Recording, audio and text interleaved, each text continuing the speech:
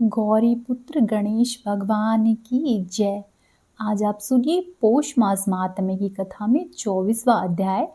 महात्म्य कथा शुरू करने से पहले आप सुनिए कान्हा जी के भक्त की एक बड़ी ही सुंदर और सच्ची कथा। एक बार की बात है, मथुरा में एक संत रहते थे। उनके बहुत से शिष्य थे। उन्हीं में से एक थे सेठ जगतराम। जगतराम का लंबा चौड़ा कारोबार था।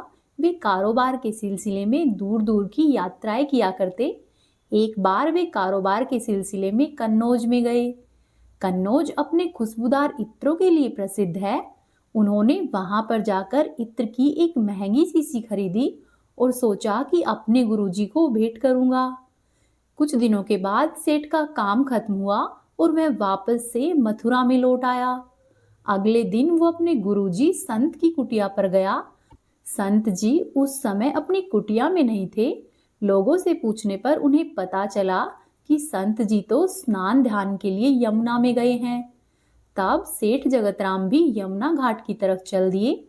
उन्होंने देखा कि संत जी तो घुटने भर पानी में यमुना नदी में खड़े हुए कुछ देख रहे हैं और खुद ही मंद मंद मुस्कुरा रहे हैं। तेज चाल से चलकर वे सेठ जी संत के पास पहुंच गए। प्रणाम करके बोले कि गुरुजी, मैं आपके लिए कन्नौज से इत्र की शीशी लेकर आया हूँ। संत ने कहा कि लाओ मुझे दो। सेठ जगतराम ने इत्र की शीशी तुरंत ही अपने गुरुजी के हाथों में दे दी। संत ने तुरंत ही वह शीशी खोली और सारा इत्र यमुना में डाल दिया और साथ ही फिर से मंद मंद मुस्कुराने लग गए। सेठ जगतराम ने जब यह दृश्य देखा तो वह उदास हो गया और सोचा कि मेरे गुरुजी ने तो एक बार भी इत्र का इस्तेमाल तक नहीं किया, इसे सूंघा तक भी नहीं और यमुना नदी में डाल दिया। वे सेठ कुछ भी नहीं बोले और उदास मन से वापस अपने घर पर लौट गए। कई दिनों बाद भी जब उसकी उदासी कम नहीं हुई तो वे एक बार फिर से अपने गुरुजी के दर्शनों के लिए उनके पास गए। संत उस समय अपनी कुटिया में आंखें मूंद कर बैठे थे और भजन गुनगुना रहे थे। आहट हुई तो उन्होंने सेठ को दरवाजे पर देखा। प्रसन्न होकर गुरुजी ने अपने शिष्य को अपने पास बुलाया और उनसे कहा कि उस दिन तुम्हारा इत्र बड़ा ही काम कर गया। सेठ ने आश्चर्यचकित होते हुए संत की तरफ देखा और पूछा कि गुरुजी, मैं कुछ समझा नहीं। तब संत ने कहा कि उस दिन यमुना जी में श्री राधा रानी और कृष्ण जी होली खेल रहे थे। श्री राधा जी ने श्री कृष्ण के ऊपर रंग डालने के लिए जैसे ही बर्तन में पिचकारी डाली, उसी समय मैंने तुम्हारा लाया हुआ इत्र बर्तन में डाल दिया। सारा इत्र पिचकारी के रंग के साथ श्री कृष्ण जी के शरीर पर चला गया और भगवान श्री कृष्ण इत्र की महक से महकने लगे। तुम्हारे लाए हुए इत्र ने श्री कृष्ण और श्री राधा रानी की होली में एक नया ही रंग भर दिया। तुम्हारी वजह से मुझे भी श्री कृष्ण और श्री राधा रानी की कृपा प्राप्त हुई है। यह सब सुनकर वह सेठ जगतराम आंखें फाड़कर संत को देखते रहे। उनकी कुछ समझ में ही नहीं आ रहा था। संत ने सेठ की आंखों में अविश्वास की झलक देखी तो उन्होंने कहा कि शायद तुम्हें मेरी बातों पर विश्वास नहीं हो रहा है। ऐसा करो, तुम जाओ और मथुरा में जितने भी कृष्ण मंदिर है उन सब में जाकर राधा कृष्ण के दर्शन कर लो। फिर तुम मेरे पास आना और फिर कुछ कहना। सेठ जगतराम ने वैसा ही किया। वे मथुरा में स्थित सभी श्री कृष्ण और राधा रानी के मंदिरों में गए। उन्हें सभी मंदिरों में से श्री राधा कृष्ण की मूर्ति में से अपने उसी इत्र की महक आ रही थी जो इत्र वो कन्नौज से अपने गुरुजी के लिए लेकर आए थे। सेठ जगतराम का इत्र श्री कृष्ण और श्री राधा रानी ने स्वीकार कर लिया था। अब वे आश्चर्यचकित होते हुए संत की कुटिया में वापस लौटे और अपने गुरुजी के चरणों में गिर पड़े। सेठ की आंखों से आंसुओं की धारा बह निकली और उसे अपने गुरुजी का अधिकार मालूम हुआ। संत की आंखें भी प्रभु श्री कृष्ण की याद में गीली हो गई। इसीलिए सदैव ही ध्यान रहे कि संत महात्मा भले ही हमारे जैसे दिखते हो, लेकिन वे हर वक्त ईश्वर में मन लगाए रहते हैं। हम जैसों के लिए यह अधिकार तब प्राप्त होगा जब हमारी भक्ति बढ़ेगी और नाम स्मरण बढ़ेंगे। अब आप सुनिए महात्म्य कथा में आगे का वृतांत। कुछ समय और बीता। एक दिन माता पार्वती जी के मुखमंडल पर अत्यंत ही तेज दिखाई दिया। कुछ दिनों में ही उनके शरीर में उष्णता का अनुभव हुआ। तब गिरिराज नंदिनी ने शिव जी से निवेदन किया कि हे नाथ, यहाँ पर कुछ गर्मी प्रतीत होती है, इसीलिए मुझे किसी ठंडे स्थान पर ले चलने की कृपा करे। शिव जी ने उनका निवेदन मान लिया और उन्हें वृषभ पर चढ़ाकर अन्यत्र ले चले। साथ ही सखियों और शिवगणों का समुदाय चल रहा था। देवताओं ने शिव जी को इस प्रकार की यात्रा करते हुए देखा तो वे भी अनेक प्रकार के मधुर और मंगलमय बाजे बजाने लगे। चलते चलते वे एक सुंदर वन में जा पहुंचे। वहां पर अनेकों प्रकार के सुंदर और सुगंधित फूल खिले हुए थे। फलदार वृक्षों पर मीठे फल थे तथा उनकी सघनता से वातावरण अत्यंत ही सुहावना और सुखद व शीतल हो रहा था। गिरिजा को वह स्थान अत्यंत ही रुचिकर लगा और उनके कहने पर भगवान शिव ने वहीं पर ठहरना स्वीकार किया। शिव जी की आज्ञा पाकर उनके गणों ने वहीं पर एक सुंदर और दिव्य व भव्य मंडप का निर्माण करवाया। वहां पर सब प्रकार की सुख सुविधाएं जुटाई गई। जब सब व्यवस्था हो गई तब शिव जी ने पार्वती जी से कहा कि हे प्रियतमे, तुम्हारे लिए सभी आवश्यक सुख साधन एकत्रित किए जा चुके हैं। अन्य किसी भी वस्तु की आवश्यकता पड़े तो ये गण यहीं पर उपस्थित है, तुम्हें सब कुछ उपलब्ध करा देंगे, इसीलिए तुम जब तक चाहो यहाँ पर रहो। इन गणों और सखियों को मैं यहीं पर छोड़े जा रहा हूँ। पार्वती जी ने स्वीकारोक्ति की तो शिव जी 1 करोड़ गणों को वहीं पर छोड़कर स्वयं कैलाश पर्वत के शिखर पर जा पहुंचे और वहां पर ध्यान योग का आश्रय लेकर समाधि में लीन हो गए। जगत जननी उस अरण्य में अपनी सखियों के साथ रहती और कभी कभी जल से परिपूर्ण सरोवर में क्रीड़ा करती तो कभी वृक्षावलियों के नीचे बैठी रहकर सुगंधित और शीतल वायु का सेवन करती। उनकी रक्षा में 1 करोड़ शिवगण सदैव ही प्रस्तुत रहते थे, इसीलिए किसी भी प्रकार का भय नहीं था। धीरे धीरे 9 मास पूर्ण हो गए। वातावरण अत्यंत ही शांत, सुखदायक और उल्लासवर्धक था। शीतल और मंद समीर बह रही थी। आकाश स्वच्छ हो गया था। ऐसे समय में गिरिराज नंदिनी के समक्ष चंद्रमा के समान और परम हर्षोत्पादक परम तत्व प्रकट हो गए। वे स्वयं साक्षात भगवान गणेश ही थे। अत्यंत तेजस्वी और सुंदर मुखारविंद वाले, प्रफुल्लित पद्म के समान विशाल नेत्र, दिव्य किरीट युक्त मस्तक, प्रवाल की आभा को भी तिरस्कार करने वाले अरुण अधरोष्ट, कानों में सुंदर कुंडल, 4 भुजाओं में परशु, माला, मोदक और कमल, कंठ में मुक्तामाला और कटी में करधनी थी। चरणों में ध्वज, अंकुश और कमल के चिन्ह बने हुए थे। उन भुजापुंजमयी चतुर्भुज रूप को देखकर पार्वती जी आवेग के कारण कांपने लगी। फिर कुछ संयत होकर उन्होंने पूछा कि आप कौन हैं? अपना परिचय देने की कृपा कीजिए। तब तेजोमय तत्व ने कहा कि माता, मैं वही हूँ जिसके पुनः दर्शन की आपने कामना की थी और मैंने द्वापर युग में प्रकट होने का वचन दिया था। जगत के सर्ग, पालन और लय का कर्ता एवं समस्त ब्रह्मांड का अधीश्वर गणेश मैं ही हूँ। गणेश, गणेश्वर, जगतपति, मयूरेश, विनायक, गजानन आदि मेरे ही नाम हैं। मैंने ही तेजस्वी ब्राह्मण के रूप में सिंदूरासुर से आपको बचाया था। मैंने त्रेता युग में असुरराज उग्रेक्षण का वध किया था। अब इस द्वापर युग में पुनः आपके पुत्र के रूप में मैं प्रकट हुआ हूँ। इस अवतार से मैं सिंदूर को मारकर तीनों लोकों का भय दूर करूंगा।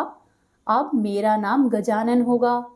देवाजी देव विनायक मयूरेश की पहचान करके गिरिजा आश्वस्त एवं प्रसन्न हुई तथा उनको प्रणाम करके भक्ति भाव से हाथ जोड़े और स्तवन करने लगी। माता गिरिजा ने कहा कि जो भक्त प्रिय है, निराकार किंतु गुण भेद से साकार हो जाते हैं, उन अति स्थूल अणुओं से भी अत्यंत सूक्ष्म और व्यापक परमात्मा गणेश्वर को मैं नमस्कार करती हूँ। हे नाथ, आप अव्यक्त होते हुए भी भक्तों पर कृपा करने के लिए ही व्यक्त होते हैं। आप ही सत्व, रज और तम तीनों के आधार है। आप ही माया के आश्रय स्थान, सब मायाओं को जानने वाले, सर्वसमर्थ तथा सभी के अंतर में निवास करने वाले परात्पर ब्रह्म हैं। मेरा परम सौभाग्य है कि आप मेरे पुत्र के रूप में प्रकट हुए हैं, किंतु प्रभु ऐसी कृपा अवश्य कीजिए कि आपसे कभी भी मेरा वियोग नहीं हो। माता के द्वारा की गई इस स्तुति को सुनकर भगवान ने अपना वह रूप छिपा लिया और चतुर्भुजी शिशु के रूप में हो गए। नाक के स्थान पर शुंडदंड, मस्तक पर चंद्रमा और हृदय पर चिंतामणि प्रकाशित थी। दिव्य वस्त्र और आभूषण धारण किए हुए भगवान गजानन के उस अद्भुत रूप को माता गिरिजा ध्यानपूर्वक देखने लगी, किंतु उनके भयंकर रूप को देखकर माता अधीर हो उठी। रक्तवर्ण, ऊबड़ खाबड़ मस्तक, हाथी की सूंड के समान नाक, सूप जैसे कान, छोटे छोटे नेत्र, विशाल एवं उन्नत पेट तथा छोटे छोटे हाथ पांव। उन्होंने सोचा कि ऐसे भयंकर रूप वाला बालक तो मैंने कहीं भी नहीं देखा है। जब देवगण, ऋषिगण एवं उनकी पत्नियां इसे देखेंगी तब मैं किस मुख से यह बताऊंगी कि ये मेरा पुत्र है।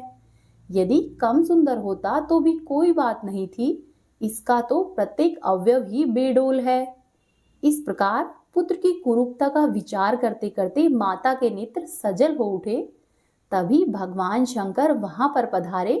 वे सर्वज्ञ तो है ही, अतः अपनी प्राण प्रिया के मन की उद्विग्नता को समझ गए और तब पुत्र को ध्यानपूर्वक देखते हुए बोले कि हे प्रिय, पुत्र के रूप की भयंकरता देखकर रोती क्यों हो?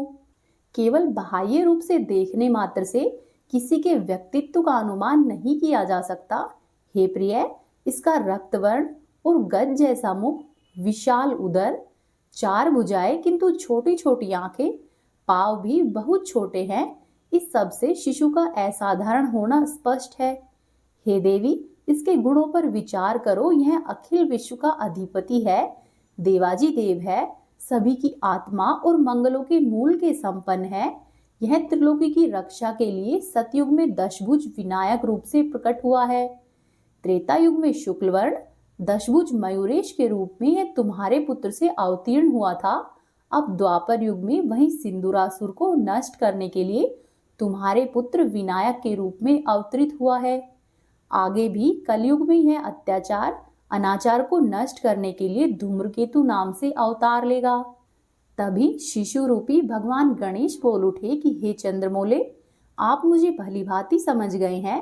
वस्तुतः मैं सिंदूरासुर को मारकर पृथ्वी का बोझ उतारने के लिए आपके पुत्र के रूप में अवतरित हुआ हूँ।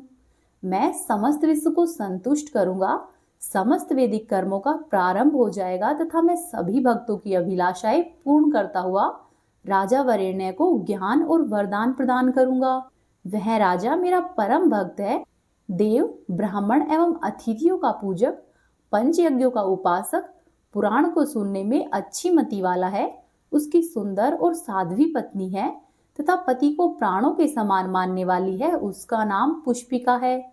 राजा और रानी दंपत्ति ने 12 वर्ष तक कठिन तपस्या की और फिर मुझे पुत्र रूप में पाने का वरदान पाया है, जिसके फलस्वरूप उसने अभी पुत्र प्रसव किया है, जिसे कि राक्षसी उठा कर ले गई है।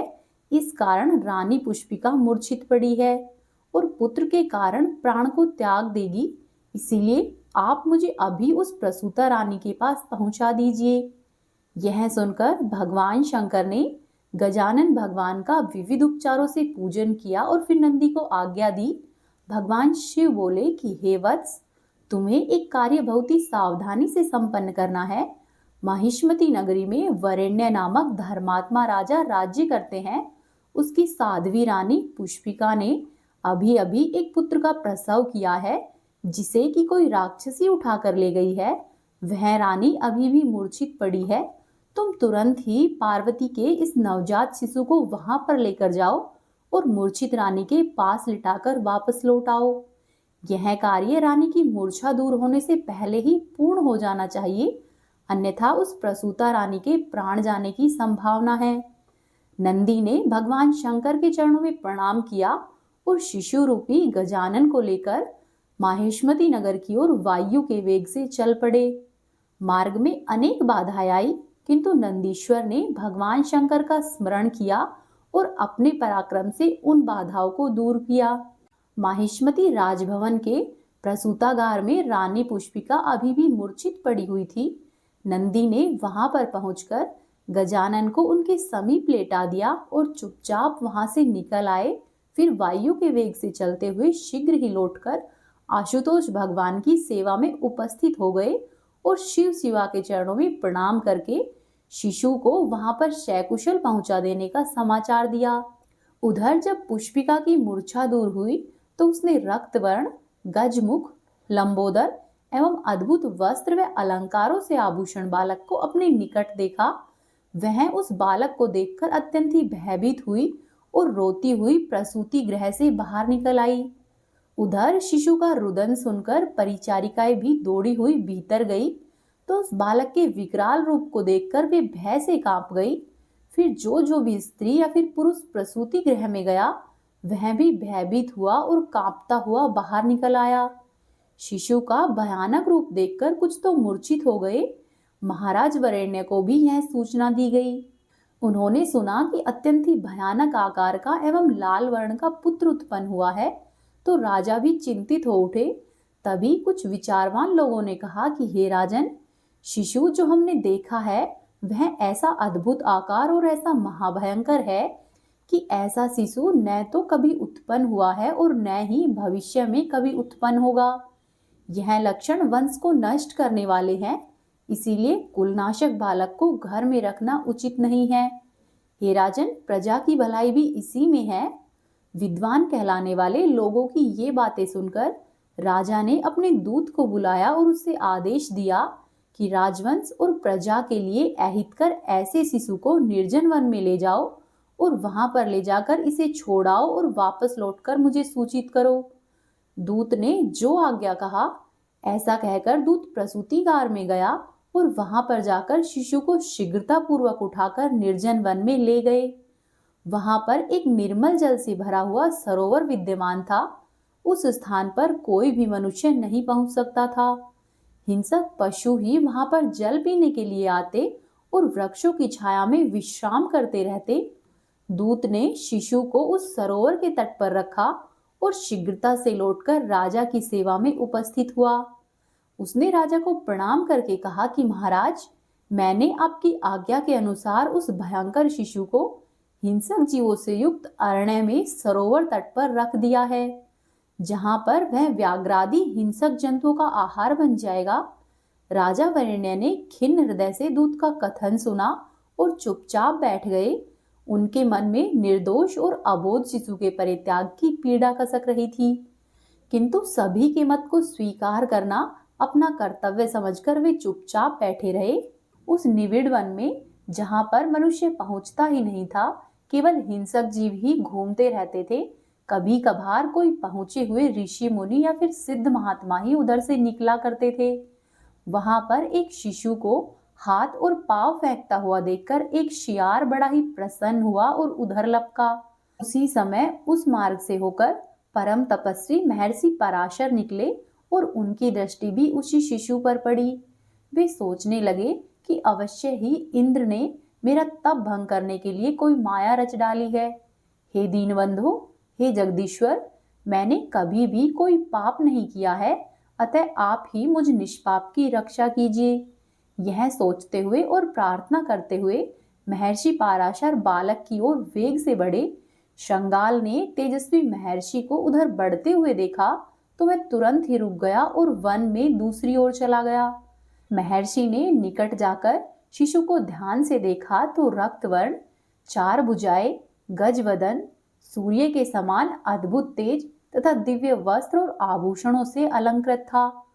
उन्होंने उसके छोटे छोटे अरुण चरणों को देखा तो उन पर ध्वज, अंकुश और कमल की रेखाएं स्पष्ट प्रतीत हुई। उस अलौकिक शिशु को देखकर महर्षि के शरीर में रोमांच हो आया। वे हर्ष से भर गए और शिशु को अपलक निहारने लगे। उनके नेत्रों में स्नेह का नीर उमड़ पड़ा और वे गदगद वाणी से बोल उठे कि हे प्रभु, हे जगदीश्वर, आप यहाँ पर क्यों विराजमान हैं?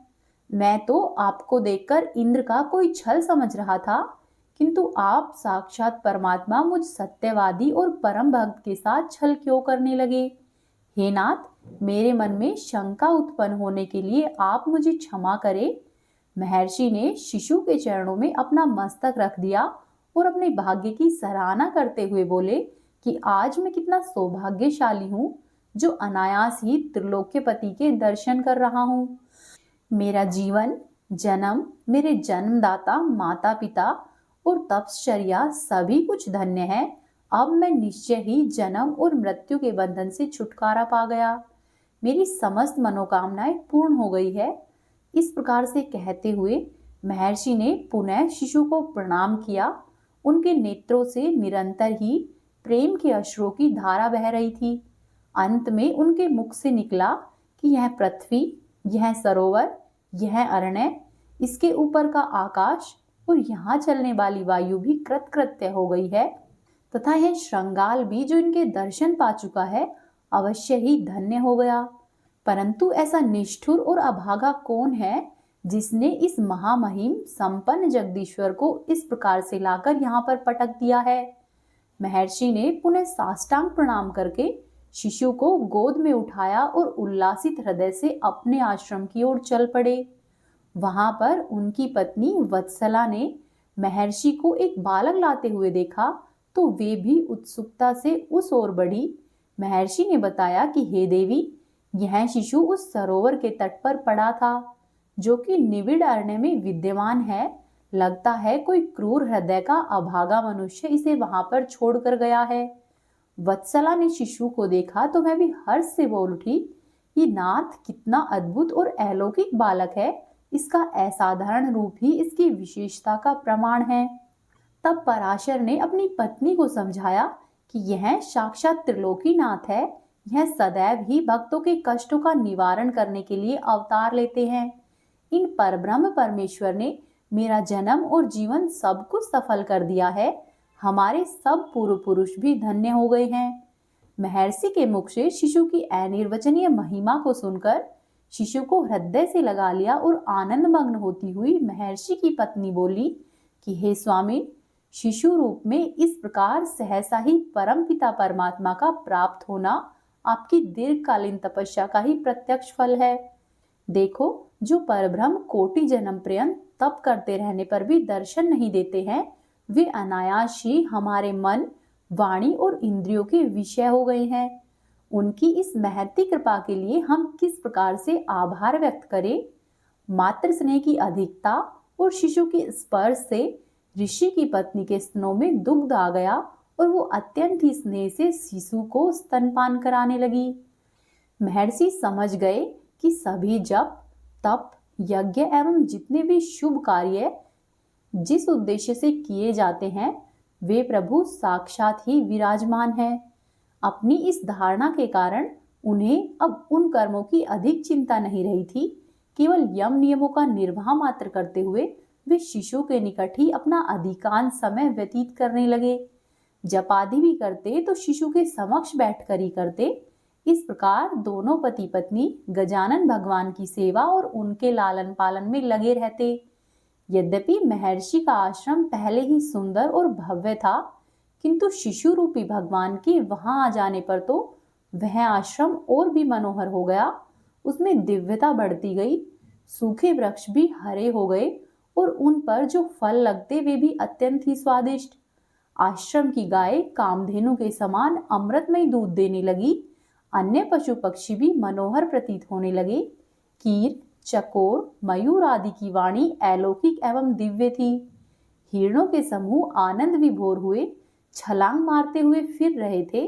महेशमती नरेश वर्ण्य को उनके एक दूत ने समाचार सुनाया कि हे राजेंद्र, आपके शिशु का पालन पोषण महर्षि पराशर कर रहे हैं। उनकी पत्नी उसे अपने पुत्र के समान स्नेह प्रदान करती है। इस संवाद को सुनकर राजा को बड़ी प्रसन्नता हुई। उन्होंने रानी से कहा कि हे प्रिय, यदि शिशु में कोई विशेषता नहीं होती तो पराशर दंपत्ति उसका पालन पोषण क्यों करते। पुत्र तो पुत्र ही है, उसके बाह्य रूप से भी भयभीत हो जाना कोई बुद्धिमानी नहीं है। अब हमें उसका जन्मोत्सव तो अवश्य ही मनाना चाहिए। रानी ने भी राजा की इस बात से सहमति व्यक्त की। तब राजा वरेण्य ने बड़ी ही धूमधाम से पुत्रोत्सव मनाया तथा ब्राह्मणों को उनकी मनोवांछित वस्तुएं दान में दी और उन्हें विविध भांति के भोजन से तृप्त करके पुत्र की दीर्घायु के लिए आशीर्वाद प्राप्त किया। इससे आगे राजा ने क्या किया यह आप जानेंगे कल के अध्याय में। अब आप सुनिए श्री गजेंद्र मोक्षोक्त का पाठ। इसका पाठ करने से मनुष्य के जीवन में जो भी परेशानी चल रही है, शीघ्र ही उससे छुटकारा मिल जाता है। साथ ही इसका पाठ प्रतिदिन करने से मनुष्य कर्ज मुक्ति जैसी समस्याओं से भी छुटकारा पा लेता है। गजेंद्र स्रोत में हाथी और मगरमच्छ के साथ हुए एक युद्ध का वर्णन मिलता है। मगरमच्छ गजेंद्र को तालाब के अंदर खींच लेता है और उसके पैर को पकड़ लेता है। तब वह गजेंद्र भगवान श्री हरि विष्णु से अपनी मुक्ति के लिए प्रार्थना करता है। भगवान श्री हरि विष्णु उसकी स्तुति सुनकर प्रसन्न होते हैं और उसे मुक्त कराते हैं। जो भी मनुष्य प्रेम पूर्वक इसका पाठ करता है, स्वयं श्री हरि विष्णु उसकी दशों दिशाओं से रक्षा करते हैं। श्री सुखदेव जी ने कहा कि अपनी बुद्धि के अनुसार अपने मन को नियंत्रित करके हृदय को स्थिर करके वह गजेंद्र अपने पिछले जन्म में याद किए गए सर्वोच्च और बार बार जाप किए जाने वाले स्रोत का जाप करने लगा। गजेंद्र ने मन ही मन श्रीहरि का स्मरण करते हुए कहा कि जिनके मात्र प्रवेश करने से ही शरीर और मस्तिष्क चेतन की तरह व्यवहार करने लगता है, ओम द्वारा लक्षित और पूरे शरीर में प्रकृति और पुरुष के रूप में प्रवेश करने वाले उस सर्वशक्तिमान देवता को मैं मन ही मन नमस्कार करता हूँ। वो जिनके सहारे संपूर्ण संसार टिका हुआ है, जिनसे ये संपूर्ण संसार अवतीर्ण हुआ है, जिन्होंने इस प्रकृति की रचना की है, जो खुद उसी रूप में प्रकट है, लेकिन इसके बावजूद भी वो इस प्रकृति से सर्वोपरि और सर्वश्रेष्ठ है। ऐसे अपने आप और बिना किसी कारण के भगवान की मैं शरण लेता हूँ। अपनी संकल्प शक्ति के बल पर अपने ही स्वरूप में रचित और सृष्टि काल में प्रकट व प्रलय काल में अप्रकट रहने वाले और इस शास्त्र प्रसिद्धि प्राप्त कार्य कारण रूपी संसार को, जो बिना कुंठित दृष्टि के साक्ष्य रूप में देखते रहने पर भी उसमें लिप्त नहीं होते हैं, चक्षु आदि प्रकाशकों के भी परम प्रकाशक प्रभु है, उन प्रभु को मैं नमस्कार करता हूँ। बीतते समय के साथ तीनों लोकों और ब्रह्मादि लोकपालों के पंचभूत में प्रवेश कर जाने पर और पंचभूतों से लेकर महत्वपूर्ण सभी कारणों के उनकी परम करुणा स्वरूपा प्रकृति में मगन हो जाने पर उस समय दुर्जय और घोर अंडाकार रूपेण प्रकृति ही बच रही थी। उस अंधकार से परे अपने परम धाम में जो भी सर्वव्यापी भगवान सभी दिशाओं में अपने ही तेज से प्रकाशित है, वे ईश्वर मेरी रक्षा करे। विभिन्न नाट्य रूपों में अभिनय करने वाले और उस अभिनेता के वास्तविक स्वरूप को जिस प्रकार से साधारण लोग नहीं पहचान पाते हैं, उसी तरह से सत्व प्रधान देवता और महर्षि भी जिनके स्वरूप को नहीं जान पाते, ऐसे में कोई साधारण जीव उनका वर्णन कैसे कर सकता है। ऐसे दुर्गम चरित्र वाले देवता मेरी रक्षा करे। अशक्ति से मुक्ति, सभी प्राणियों में आत्मबुद्धि प्रदान करने वाले, सबके बिना कारण हित और अतिशय साधु स्वभाव वाले ऋषि मुनिजन, जिनके परम स्वरूप को देखने के लिए आसक्ति से मुक्त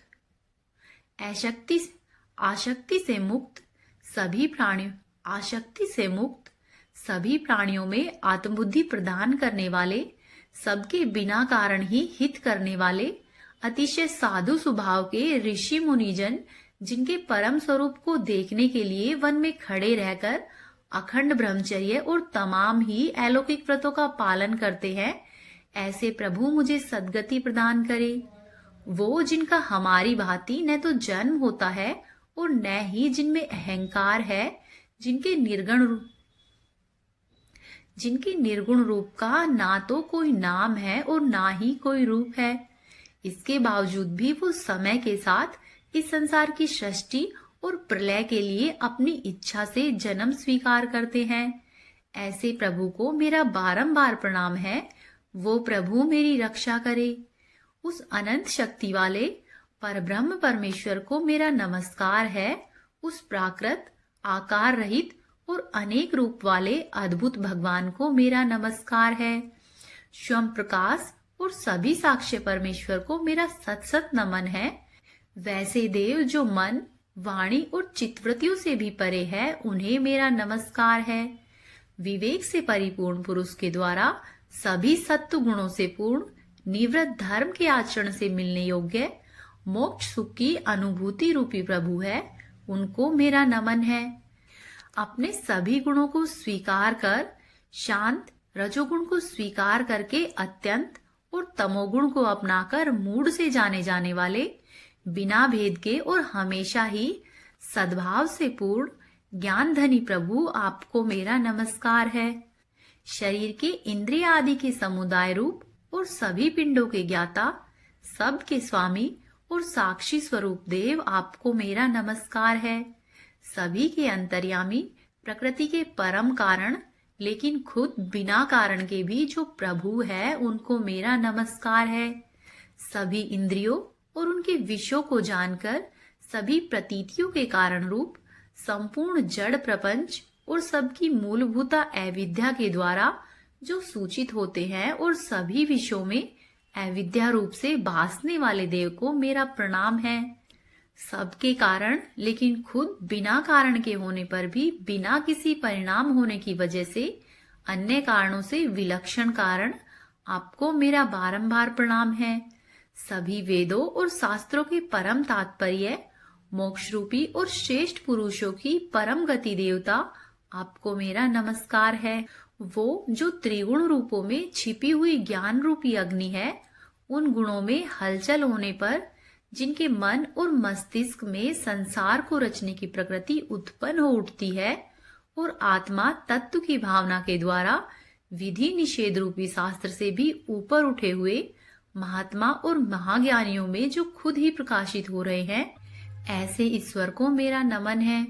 मेरे जैसे शरणागत और पशु के समान जीवों की अविद्या रूप फांसी को हमेशा के लिए ही पूर्ण रूप से काट देने वाले, परम दयालु और दया दिखाने में कभी भी आलस्य नहीं करने वाले, नित्य ही मुक्ति प्रदान करने वाले प्रभु को मेरा नमन है। अपने अंश से सभी जीवों के मन में अंतर्यामी रूप से विद्यमान रहने वाले सर्वनियंता अनंत परमात्मा, आपको मेरा प्रणाम है।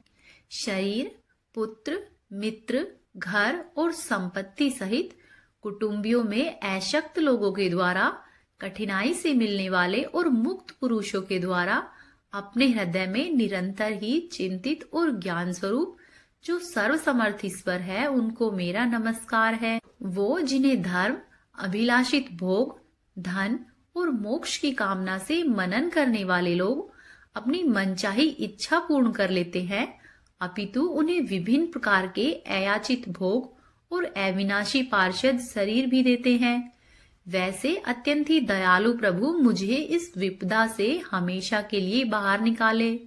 वो जिनके एक से अधिक भक्त, जो मुख्य रूप से एकमात्र उसी भगवान की शरण में है, धर्म अर्थ आदि किसी भी पदार्थ की लालसा नहीं रखते, जो केवल उन्हीं के परम मंगलमय एवं अत्यंत ही विलक्षण चरित्र के गुणों का गान करते हुए आनंद रूपी समुद्र में गोते लगाते रहते हैं, उस अविनाशी, सर्वव्यापी, सर्वमान्य और ब्रह्मादि के भी नियामक है, अभक्तों के लिए भी प्रकट होने पर भक्ति योग द्वारा प्राप्त होते हैं, अत्यंत ही निकट होने पर भी माया के आवरण के कारण दूर जान पड़ते हैं, इंद्रियों के द्वारा अगम्य और अत्यंत ही दुर्विज्ञ है, अंतरहित लेकिन सभी के आदि कारक और सभी तरफ से परिपूर्ण है, उस भगवान की मैं स्तुति करता हूँ।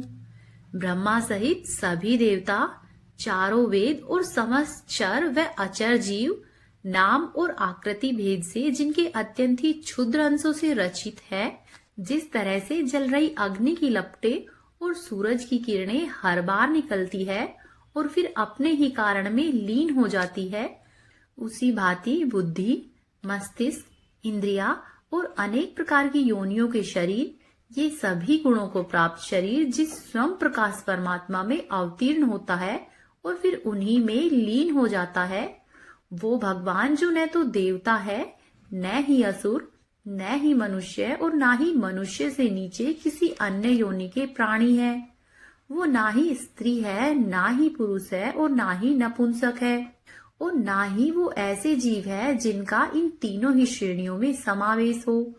वो ना तो गुण है और ना ही कर्म है, वो ना ही कार्य है और ना ही कारण है। इन सभी योनियों का निषेध होने पर जो भी बचता है वही उनका असली रूप है।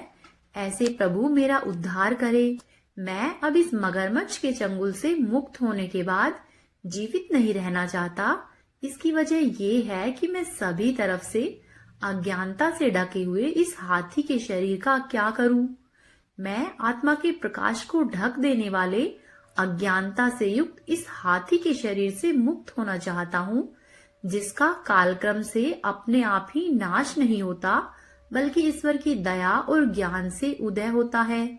इस तरह मोक्ष के लिए लालायित संसार के रचिता स्वयं संसार के रूप में प्रकट, लेकिन संसार से परे, संसार से एक खिलौने की भांति खेलने वाले, संसार में आत्मरूप से व्याप्त, अजन्मा, सर्वव्यापी एवं प्राप्त वस्तुओं में भी सर्वश्रेष्ठ श्री हरि को मैं केवल नमन करता हूँ और स्वयं उनकी शरण में जाता हूँ।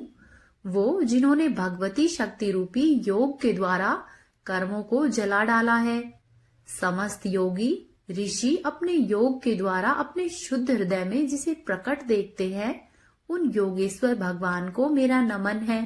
वो जिनके गुण, शक्तियों का राग, रूप और वेग असहनीय है और जो सभी इंद्रियों के विषय रूप में महसूस हो रहे हैं, तथापि वो जिनकी इंद्रियां समस्त विषयों में ही रची बसी रहती है, ऐसे लोगों को जिनका मार्ग मिलना संभव नहीं है, वैसे शरणागत एवं अपार शक्तिशाली भगवान आपको मेरा बारंबार नमन है।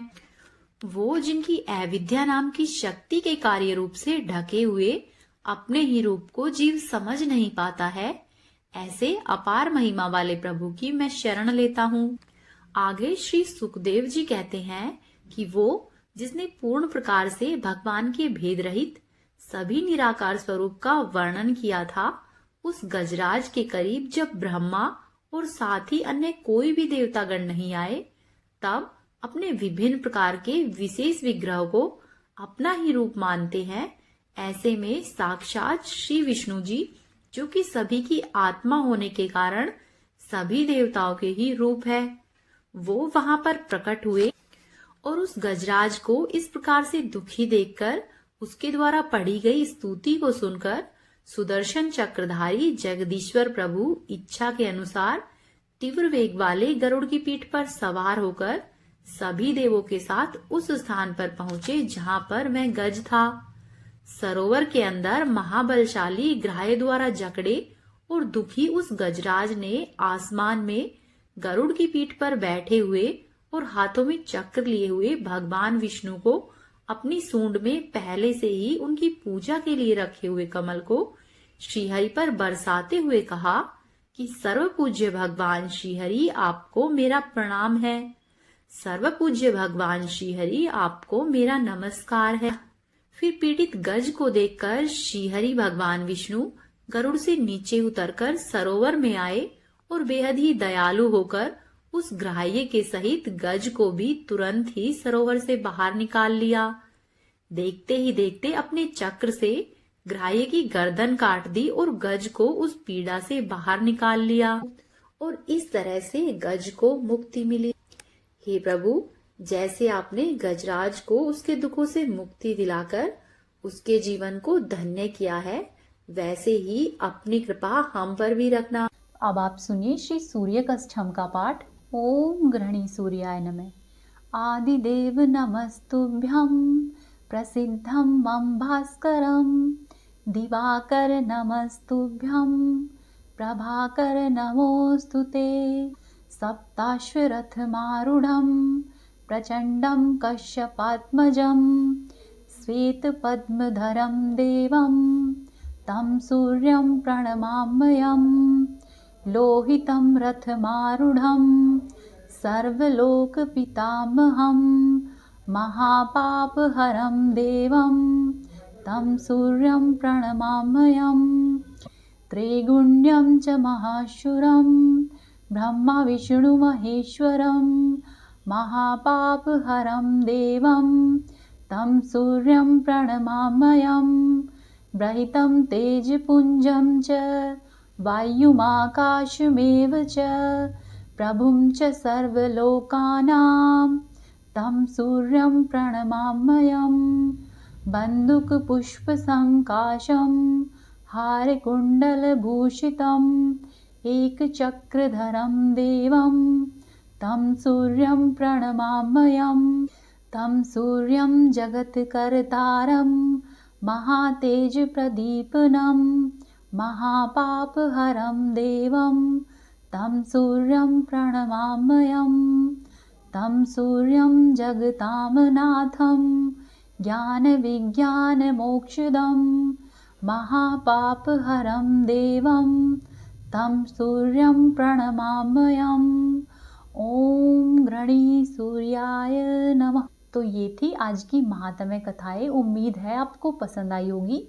यदि आपने अभी तक चैनल को सब्सक्राइब नहीं किया है तो आपसे अनुरोध है कि चैनल को सब्सक्राइब कर ले, वीडियो को लाइक कीजिए और वीडियो को शेयर कीजिए। साथ ही कमेंट बॉक्स में अपने सुझाव जरूर दें। आपका दिन शुभ और मंगलमय हो।